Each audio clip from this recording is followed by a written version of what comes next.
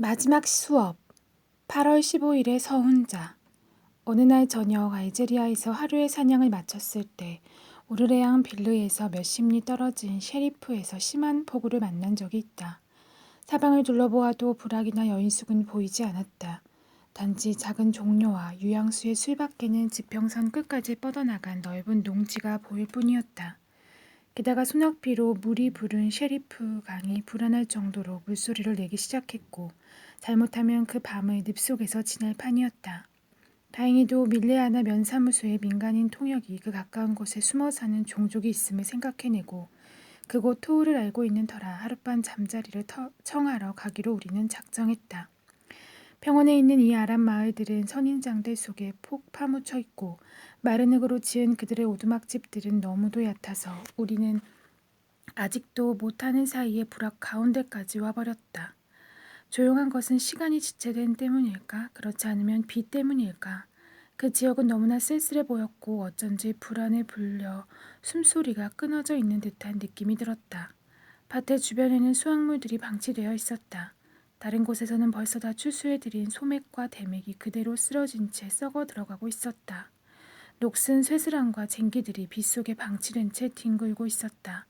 종족 전체가 똑같이 버림받은 슬픔과 무관심한 표정을 짓고 있었다. 우리가 곁에까지 가야 겨우 개들이 짖을 정도였다. 때때로 오두막집에서 어린애 우는 소리가 들리고 숲속에서는 어린 아이들과 맨머리와 노인의 구멍 뚫린 모자가 지나갔다. 여기저기 작은 당나귀들이 관목 밑에서 떨고 있었다. 그러나 말 한필, 사람 하나 보이지 않았다. 마치 대전쟁 중이어서 이미 수개월 전에 기병들은 전부 출정 중인 것 같았다. 토우의 집은 창이 없고 벽이 긴 농가처럼 보였는데 역시 다른 집들과 마찬가지로 생기가 없어 보였다. 마구간의 문은 열어 제껴진 채 외양간이나 구유는 비어있고 우리의 말을 맡길 마부도 없었다. 모루의 카페에 가볼까요? 하고 나의 동반자가 말했다. 모루의 카페란 아랍 추장들의 응접실 같은 것이었다. 지나가는 손을 위해 주택 안에 별도로 지어놓은 것으로서 거기서 선량하고 공손하고 다정한 마호멧 교도들이 법이 명하는 가정의 화목과 환대의 미덕을 보일 수 있는 곳이었다. 시 스리만 토우의 모루 카페는 마구간 모양으로 문이 열린 채 조용했다. 석회칠을 한 높은 벽, 전리품, 타조의 날개, 방 주변에 놓여있는 크고 낮은 소파, 모두가 열려진 문으로 들이친 소낙비에 젖어 있었다. 그래도 카페 안엔 사람이 있었다. 먼저 카페를 맡고 있는 누더기를 걸친 늙은 카빌르가 엎어진 화로 곁에서 머리를 두 무릎 사이에 낀 채 쭈그리고 앉아 있었다. 그리고 토우의 아들, 열에 뜨고 창백한 미소년의 검은 외투에 쌓여 소파에 누워 있었고 그 발치에는 두 마리의 커다란 사냥개가 있었다. 우리가 들어섰을 때 아무것도 움직이지 않고 있었다. 단지 두 마리 사냥개 중 하나가 목을 흔들고 그 소년이 열에 들떠 지친 듯한 아름다운 눈을 우리 쪽으로 돌릴 뿐이었다. 시스리마는? 하고 통역이 늙은이에게 물었다. 그는 자기 머리 위로 팔을 뻗치더니 막연하게 멀고 먼 지평선을 가리켰다. 우리는 시스리만이 먼 여행을 떠났다는 것을 알았다. 그러나 비 때문에 우리는 도저히 다시 걸을 수가 없어 통역은 그 토우의 아들에게 아랍어로 우리가 그의 아버지 친구라는 것과 하룻밤을 재워달라고 당부했다. 그러자 소녀는 열에 들떠 괴로우면서도 즉시 일어나 그 늙은이에게 명령을 하고 마치 우리에게 당신들은 나의 손님들입니다 라고 말하듯 공손히 소파를 가리키며 머리를 숙이고 손가락 끝으로 키스를 하는 아랍식 인사를 했다. 그리고는 위엄있게 그의 외투를 입고 토우답고 일가의 주인다운 정중한 태도로 나갔다. 소년이 나가자 그 늙은이는 화로에 불을 피우고 매우 작은 두 개의 주전자를 그 위에 올려놓았다. 이렇게 커피 준비를 하는 동안 우리는 그 주인의 여행과 부족들이 이상하게도 방신 상태에 놓여 있는 데에 대해서 조금 이야기를 들을 수가 있었다. 그 카빌리는 늙은 노파와 같이 몸짓을 하면서 후음이 많은 아름다운 말로 빠르게 한참 말을 끊고 침묵을 지켜 그때 뜰 안의 모자이크 위로 떨어지는 빗소리, 주전자의 물 끓는 소리, 그리고 평원의 산재해 있는 수천 마리의 아기 이리떼 울음소리가 들렸다. 불행한 시 스리만의 신변에 일어난 일은 대략 이러했다. 4개월 전인 8월 15일, 시 스리만은 오랫동안 고대했던 그 유명한 레지옹 도네레르 훈장을 받았다. 지방의 토우로서 아직 그 훈장을 받지 못한 것은 그뿐이었다. 다른 토우들은 슈발리에나 오피시에였고 또 두세 명은 꽃망되를 폭넓은 리본을 상의에 감고 있는 내가 종종 대토우인 부아렘에게서 보아온 것처럼 거기다 무심히 코를 풀기도 했다. 그때까지 시 스리만의 수운을 방해한 것은 부의 요트 승부 결과 아랍 사무소에 있는 그의 상관과 다툰 데에 있었다. 알제리아에서는 군인들의 단결심이 너무나 두터워서 10년 전부터 그가 수운 후보자 명단에 끼어 있으면서도 그 결실을 보지 못했던 것이다. 따라서 8월 15일 아침 오르레앙 빌르에서 온 기병이 황금빛 작은 상자와 훈기를 전하였을 때, 그리고 4명의 처첩 중에서 가장 사랑하는 바이아가 그의 낙타털 상의에 그 불란서 훈장을 달아주었을 때 선량한 시 스리만의 기쁨을 상상하긴 어렵지 않다. 그의 부족들에겐 끝없는 향연과 기회의 기회였다. 북과 피리 소리가 밤새도록 끊이질 않았다. 춤이 시작되었고 축하의 불길이 오르고 얼마나 많은 양이 도살되었는지 모른다. 게다가 이 축제에서 젠델리의 유명한 즉흥 시인이 훌륭한 찬가를 지어 빠진 것은 아무것도 없었다. 그 찬가의 첫 귀절은 이러했다. 바람아, 깊은 소식을 전하게 말의 안장을 채워라. 다음날 새벽 시 스리만은 부족을 비상 소집하여 총독에게 사의를 표하기 위해 기병들을 대동하고 알제로 향했다. 시의 성문 앞에서 부대는 관습에 따라 정지했다. 토우는 단신으로 총독부에 들어가 말라코프 공장을 면회하고 동양적인 아름다운 말로써 프랑스에 대한 충성을 맹서했다. 2000년 전부터 모든 젊은이를 종려나무에 비유하고 여자들을 꽃사슴에 비교하는 비유적인 문장이었다. 이 의식이 끝나면 사람들 눈에 띄게 그 도시의 높은 곳으로 올라가고 도중 회교사원에 참배도 하고 빈민들에게 돈도 주며 이발소에도 들르고 자수집으로 들어가 처첩들에게 줄 향수와 꽃과 잎이 수놓인 비단, 그리고 아들에게 줄 금작식의 흉갑과 붉은 장화를 샀다. 값을 깎으려 하지 않았고 자기의 기쁨을 반짝이는 은화로 뿌렸다. 시장에서는 스미르누스 양탄자 위에 앉아 그를 축복해주는 모루 상인의 점포 입구에서 커피를 마시는 그의 모습도 보였다. 그의 주변에는 구경꾼들이 모여들어 저희가 시스리만이다. 총독이 그에게 훈장을 하사했다. 라고들 말하고 있었다. 목욕을 하고 돌아오는 모루의 아가씨들은 과자를 씹으면서 하얗게 분칠한 얼굴을 돌리면서 의기양양하게 그의 가슴에 달린 새로운 훌륭한 은혜 훈장을 감탄하는 눈으로 바라보았다. 아, 살아가다 보면 때때로 행복한 순간도 있다. 저녁이 되자 시스리만은 그의 부대가 기다리는 곳으로 돌아갈 차비를 차렸다. 그리하여 벌써 한 발을 등자 위에 올렸을 때 총독부의 사자가 숨을 헐떡이며 달려왔다. 여기 있었군요. 시스리만. 여기저기 찾아다녔는데 속히 갑시다. 총독께서 하실 말씀이 있으시답니다. 시스리만은 별로 불안한 생각도 없이 따라갔다. 그러나 궁전의 모루풍 대광장을 지날 때 아랍인 상관을 만났다. 그는 불쾌한 미소를 짓고 있었다. 이 적수의 미소는 그를 두렵게 했다. 그는 몸을 떨면서 총독의 객실로 들어갔다. 원수는 의자에 말타듯이 걸터 앉은 채로 그를 맞았다. 시스리만 하고 그는 평소에 그 난폭한 어투에 주위 사람들을 떨게 하는 예의 콧소리로 말했다. 시스리만 안 됐는데 착오였네. 훈장을 수여받을 자는 자네가 아닐세. 주구주구 대관일세. 훈장을 다시 돌려줘야겠네. 토우의 그을은 얼굴은 대장간 불 곁에 닿은 것처럼 붉어졌다. 그의 큰 몸집이 경련으로 떨리고 있었다. 눈에선 불이 났다. 그러나 일순간의 정감과 같은 것이었다. 그는 곧 눈을 내리깔고 총독 앞에 몸을 굽힌 채 당신은 주인이십니다 카카 하고 말했다. 그리고는 그의 가슴에서 훈장을 떼어 테이블 위에 놓았다.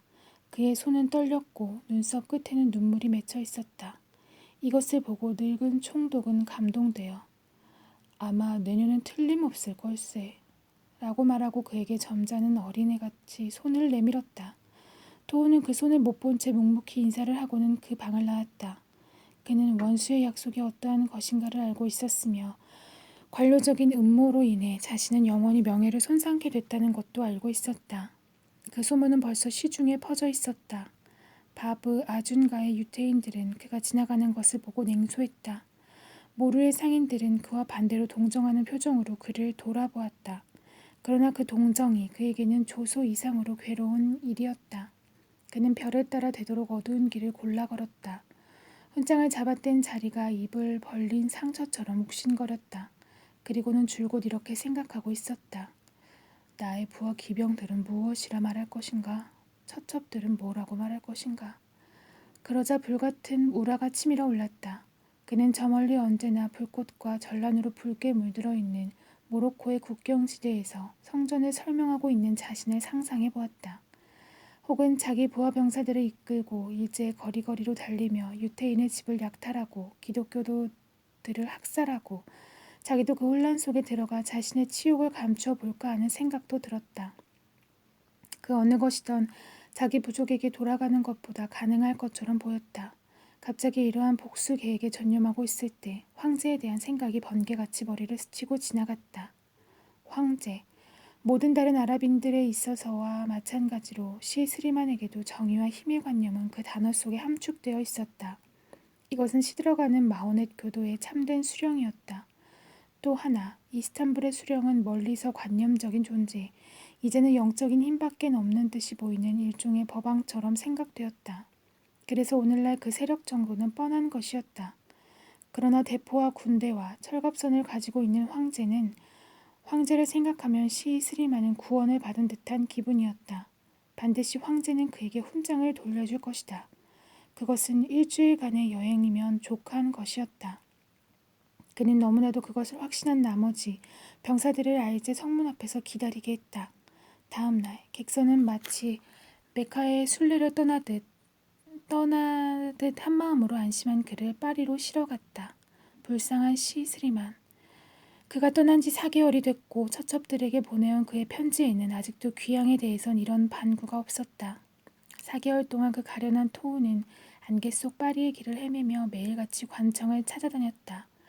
가는 곳마다 웃음거리가 되고 프랑스 행정부의 그 몸서리 나는 조직에 휘말려 관청에서 관청으로 보내져 드디어는 실현되지 않는 고관과의 면회를 기다리면서 대합실에서 외투를 더럽히다가 저녁이 되면 위험을 지어 더욱 우스워 보이는 서글픈 긴 얼굴로 여관을 찾아가 사무실에서 방 열쇠를 찾으려고 기다리고 있는 모습이 보였다.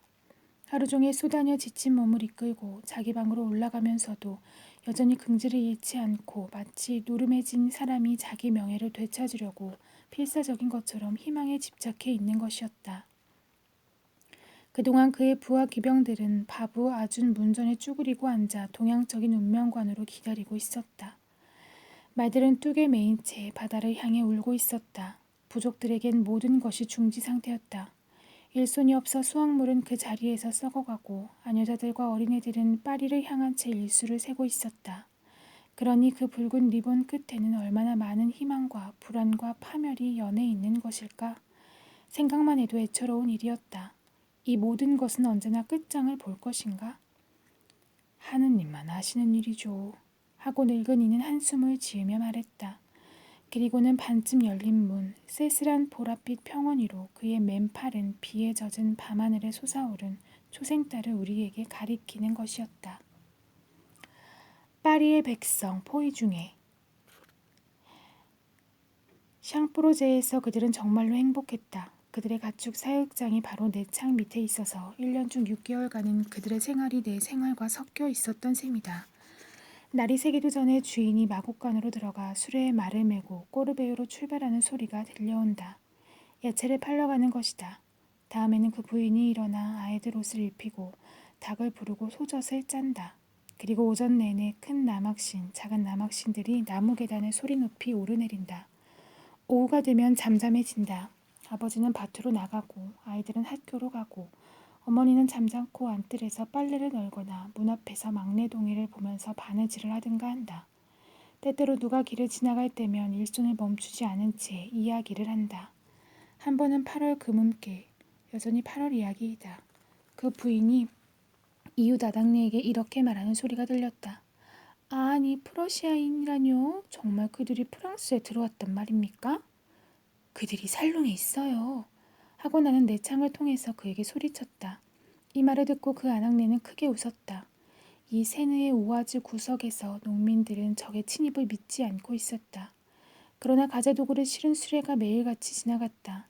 부유한 사람들의 집은 닫혀지고 해가 길고 아름다운 이 8월에 꽃이 진 정원은 닫혀진 울타리 너머로 쓸쓸하고 음산해 보이기만 했다. 이웃 사람들은 차츰 불안해지기 시작했다. 고향을 떠나는 짐이 있을 때마다 그들은 서글퍼졌고 버림을 받은 듯한 기분이었다. 그러던 어느 날 아침, 마을 구석구석에서 북소리가 들려왔다. 프러시아인들에게 아무것도 남겨주지 않도록 암소나 사료를 파리로 가서 팔라는 면사무소의 명령을 알리는 북소리였다. 주인은 파리로 떠났다. 쓸쓸한 여행이었다. 포장된 가도 위로는 무거운 피난짐 수레가 행렬을 짓고 여기에 뒤섞인 돼지와 양떼가 수레바퀴 사이에서 허둥대고 자갈 물린 암소가 짐수레 위에서 나직이 울고 있었다. 가난한 사람들은 길가의 도랑을 따라 색이 바랜 긴 의자, 제정시대의 테이블, 인도 사라사의 장식일 달릴 거울 등 고물들을 가득 실은 조그마한 손수레를 밀고 있었다. 이러한 먼지투성이 물건들을 움직이고 선조들로부터 전해 내려오는 이 소중한 물건들을 옮겨 짐을 꾸리고 거리로 끌고 나오는 것이 집집마다 얼마만한 고통이었나를 엿볼 수가 있었다. 파리로 들어가는 입구에는 숨이 막힐 듯이 붐볐다. 2시간이나 기다려야 했다. 이 2시간 동안에 그 가엾은 농부는 자기 암소에게로 바짝 달라붙은 채 대포에 포안이며 물이 가득 찬 도랑, 높이 쌓인 요새, 길가에 베어져 시들은 키가 큰 이태리 포플러 등을 단지 놀란 눈으로 바라보고 있었다. 저녁 때나 되어서야 그는 어리 빠진 채 집으로 돌아와 그가 본 자초지정을 아내에게 이야기했다. 아내는 겁이 더럭 나서 내일이라도 떠나자고 했다. 그러나 하루하루 밀려나가면서 출발은 연기만 되어갔다. 추수를 해야 된다든가, 아직도 갈아야 할 땅이 있다든가, 포도주를 담글 여가야 없을라고. 게다가 프러시아 군인들이 이곳은 지나가지 않을지도 모른다는 한가닥 기대가 마음속에 도사리고 있었다. 어느 날 밤 그들은 무서운 포탄 소리에 잠이 깼다. 꼬르베이유의 다리가 폭파되는 소리였다. 마을의 남자들이 문을 두드리며 돌아다녔다. 프로시아 기병이다. 프로시아 기병이다. 도망쳐라. 그들은 황급히 일어나 수레에 말을 메고 잠이 덜 깬 아이들에게 옷을 입혀 몇몇 이웃 사람들과 함께 지름길로 빠져나왔다. 고개 마루터기로 올라섰을 때 세시를 알리는 종소리가 들려왔다. 그들은 마지막으로 뒤를 돌아다 보았다. 수음장, 교회 앞 광장, 언제나 지나다니던 한 길, 세느강으로 내려가는 입구길, 포도밭 사이로 누비고 있는 길, 이 모두가 이제는 생소해 보였다. 그리고 뽀얀 아침 안개 속에 버림받은 그 작은 마을은 무서운 예감에 떨면서 집집마다 꼭 껴안고 있는 것 같았다. 이제 그들은 파리에 당도했다. 쓸쓸한 거리의 5층 2방을 생했다. 주인은 별로 불운하지는 않았다. 그는 일자리도 구했고 국민군에 편입되어 성곽으로 나가거나 훈련함으로써 그 텅 비어 있을 창고나 파종하지 않은 밭은 있기 위해 될 수 있는 대로 기분을 얼버무리려 하고 있었다. 그러나 그보다도 성격이 조급한 아내는 한심스러운 생각을 하고 진력을 내면서 어찌 될 것인지 알지 못하고 있었다. 두 딸은 학교에 들어갔으나 음침하고 뜰이 없는 학교라 이들은 벌집처럼 와글거리고 즐거웠던 시골 학교와 또 학교에 가려고 아침마다 5일이나 걸어서 지나다니던 숲을 생각하면 숨이 막힐 지경이었다. 어머니는 딸들의 슬픈 표정을 보고 마음이 아팠으나 특히 걱정이 되는 것은 막내동이었다. 시골에서는 집안에 서고 뜰에 서고 여기저기 어디나 엄마 뒤를 졸졸 따라다녔고 엄마만치 문지방 층계를 뛰어넘었으며 새빨개진 손을 세탁함지에 넣기도 하고 엄마가 한숨 돌리려고 뜨개질을 시작하면 문 가까이가 앉곤 했던 것이다. 이곳에는 5층이나 기어 올라야 되고 게다가 층계가 어두워 몇 번이나 헛디뎌지고 좁은 난로의 불은 깜빡깜빡하고 창은 높고 하늘은 회색 연기에 덮이고 슬레이트는 젖혀 있었다. 막내동이가 놀만한 뜰이 있기는 했다. 그러나 관리인이 싫어했다. 이 관리인이란 것이 또한 도시에서 고아내는 물건이다. 시골에서는 저마다가 자기 집 주인이다. 조그만 거처를 소유하고 자기 자신이 지키는 것이다. 낮이면 하루 종일 대문을 열어 놓았다가 저녁에 큰 나무 빗장을 질러 놓으면 집 전체가 아무런 두려움 없이 전원의 어둠 속에 잠겨 기분 좋게 잠들 수 있었다. 가끔 달을 보고 개가 짖지만 아무도 거기에 마음을 쓰지 않는다. 파리의 가난한 집에서는 문지각 주인 행세를 한다. 막내 동이는 혼자 밑으로 내려갈 수가 없다. 지푸라기와 야채 껍질을 안뜰에 조금 어질러 놓았다는 구실로 염소를 팔게 한 그 심술궂은 노파가 너무나도 무서웠던 것이다. 심심해하는 막내 동이 기분을 어떻게 돌려줘야 좋을지를 이 가련한 어머니는 알지 못했다. 식사가 끝나면 마치 뜰에라도 나가는 듯이 어린애의 옷을 입혀 손을 잡고 거리로 나가 한 길을 쭉 걷게 하지만 사람들에게 채이고 부딪히고 파묻혀 그는 주위를 볼 수가 없었다. 재미있는 것은 말들 뿐이었다. 막내동이가 알아볼 수 있고 또 막내동이를 웃기는 것은 이 말들 뿐이었다. 엄마 역시 무엇 하나 재미를 붙일 것이 없었다. 그녀는 자기 집, 가산 등을 생각하며 천천히 걷는 것이었다. 정직해 보이는 얼굴 표정과 깨끗한 옷 매무새, 그리고 머리에 윤기가 흐르는 이 어머니와 둥그런 얼굴에 큰 나막신을 신은 아이, 이 두 모자가 지나가는 모습을 보면 이들은 타향으로 온 유랑인 신세로 싱싱한 공기가 감도는 적막한 시골길들을 정말로 그리워하고 있다는 것을 역력히 짐작할 수가 있다.